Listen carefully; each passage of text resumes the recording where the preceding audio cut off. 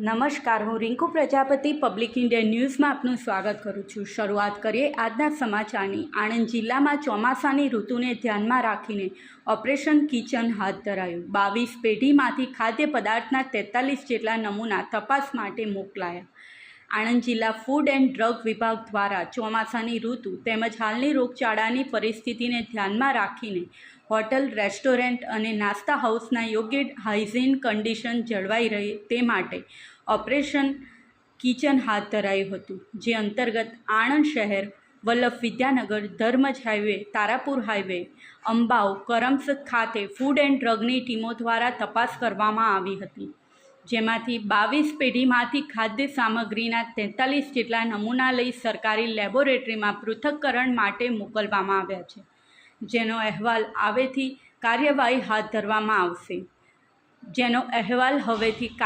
હાથ ધરવામાં આવશે તેમ ફૂડ એન્ડ ડ્રગ વિભાગ દ્વારા જણાવવામાં આવ્યું છે।